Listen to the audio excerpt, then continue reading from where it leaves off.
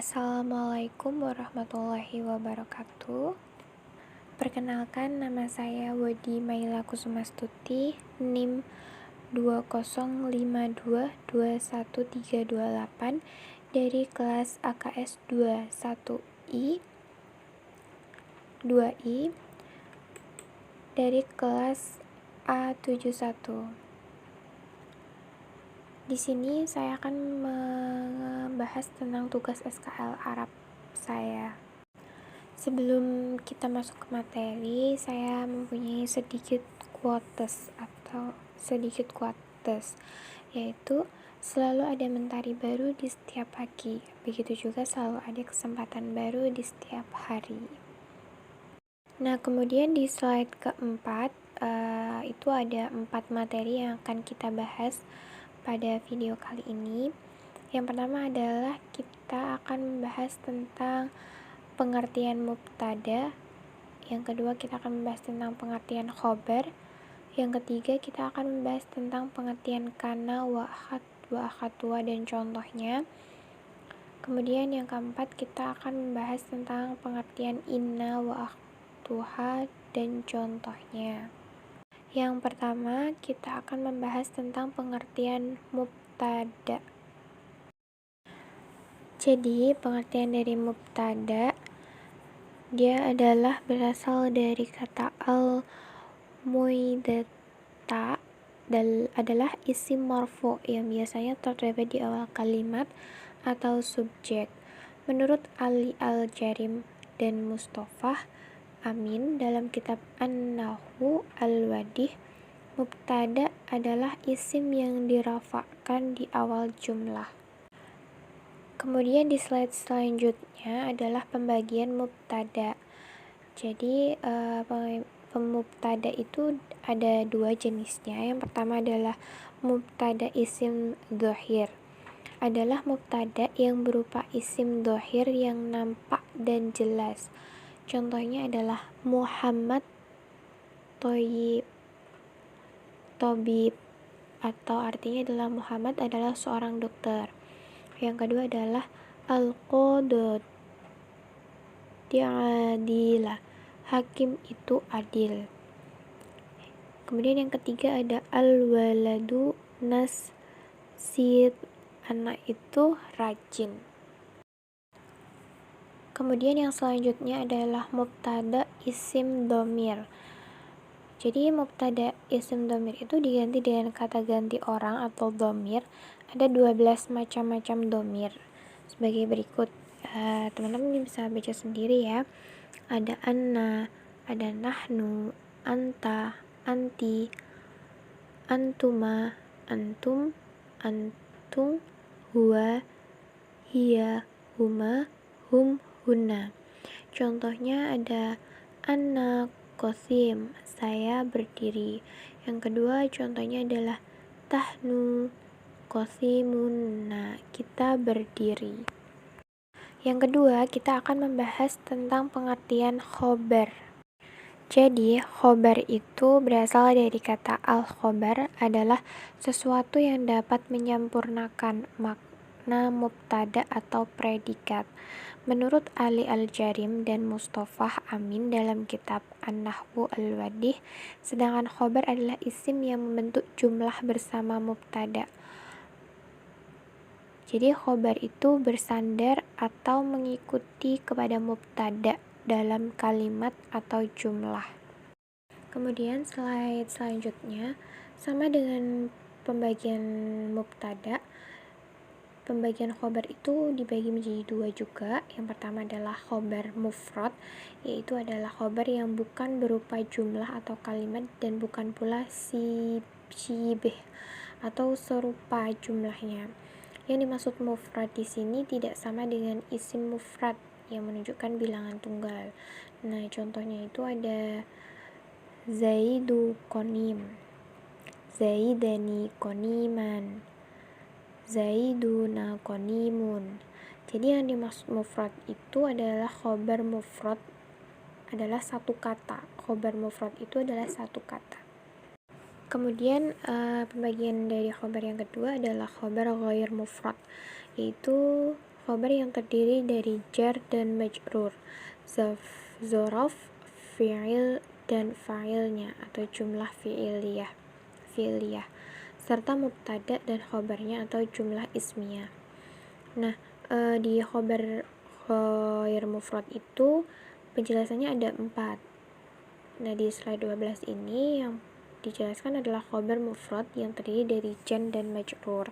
Contohnya itu udah tertera di slide, yaitu Zaidu fiddar. Zaid berada di dalam rumah. Yang menjadi contoh khobarnya ialah kata adzar, farizar, yang terdiri dari jar dan majrur. Kemudian yang di selanjutnya adalah khobar mufrad yang terdiri dari zaraf. Contohnya itu ada Zaidun indaka atau Zaid berada di sisimu. Yang menjadi contoh khobarnya ialah kata indaka, di mana ia adalah zaraf makan atau tempat. Kemudian yang ketiga adalah khabar mufrad yang terdiri dari jumlah fi'iliyah atau contohnya adalah Zaidun mata, ayuh, abuh. Artinya adalah Zaid, ayahnya telah meninggal. Yang menjadi contoh khobarnya ialah kata abu, mata abu, di mana ia terdiri dari fi'il dan fa'il. Kemudian yang keempat adalah khobar mufrad yang terdiri dari jumlah ismiyah.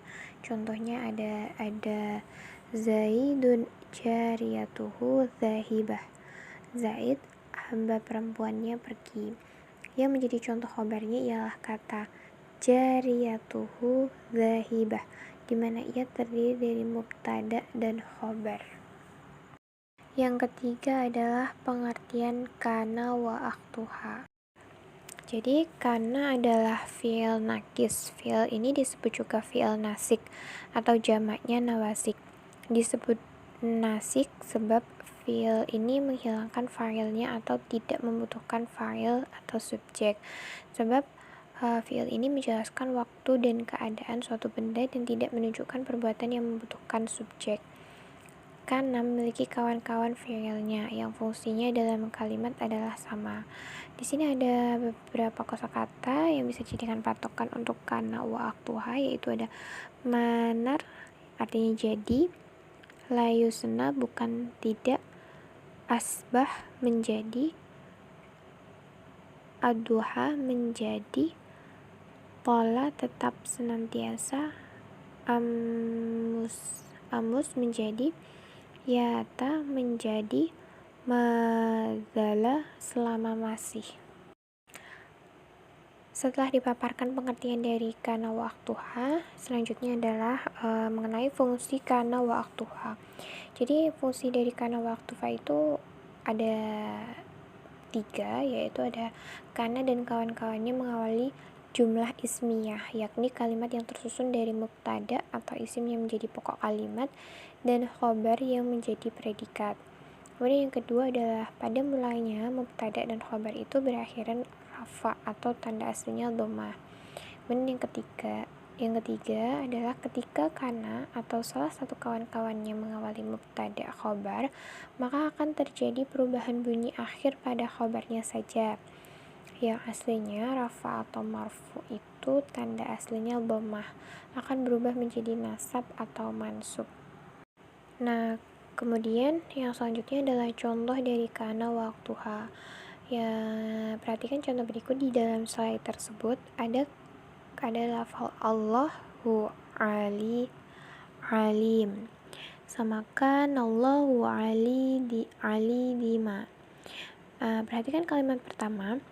Pada kata Allah itu berkedudukan sebagai mubtada dan alimu sebagai khobar. Jadi kedua-keduanya itu berakhiran rafa atau marfu yang ditandai dengan harokat dhammah. Baik, kemudian perhatikan pada kalimat kedua. Ketika kalimat tersebut diawali fi'il kana dan perhatikan perubahan bunyi akhir hanya pada khobarnya saja, yaitu pada kata yang aslinya berbunyi alimun, kini berubah menjadi alima. Kemudian yang keempat itu adalah pengertian inna wa akhtuha. Jadi inna wa akhwatuha itu adalah inna dan saudara-saudaranya. Ialah sekelompok huruf atau kata depan yang biasanya itu berada sebelum isim. Jadi jika sebuah jumlah ismiyah atau kalimat yang tersusun dari mubtada dan khobar didahului oleh inna atau saudara-saudaranya, maka akan mengakibatkan mubtada menjadi mansub dan dinamakan isim inna, dan khobar tetap marfu dan dinamakan khobar inna. Kemudian slide selanjutnya ada fungsi dari inna wa akhwatuha. Nah, fungsinya itu berupa menasabkan isim inna dan merofakkan khobar inna. Contoh jelasnya sama seperti pada poin A ya. Kalimat yang memasukkan inna itu innallaha sami'un alim. Bahwasanya Allah maha mendengar lagi maha mengetahui. Lafal Allah berubah menjadi isim inna dan dibaca nasab dengan fathah, sedangkan kata sami' tetap dibaca rofa dengan tanda dhammah karena sebagai khobar inna.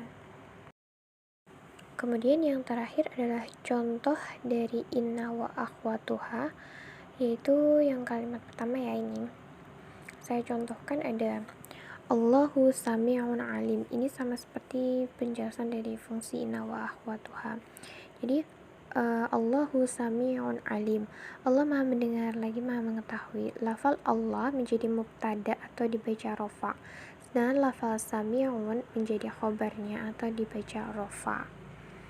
Kemudian yang kalimat kedua, innallaha sami'un alim. Jadi bahwasannya Allah itu maha mendengar lagi maha mengetahui. Lafal Allah itu berubah menjadi isim inna dan dibaca nasab dengan fathah, sedangkan kata sami'un tetap dibaca rofa dengan tanda dhammah karena sebagai khobar inna. Begitu penjelasan dari inna wa akhwatuha. Mungkin cukup sekian saja yang dapat saya sampaikan. Jika ada kurang lebihnya saya mohon maaf. Mungkin jika ada yang ingin disampaikan atau ingin ditanyakan bisa di kolom komentar ya teman-teman. Thanks. Wassalamualaikum warahmatullahi wabarakatuh.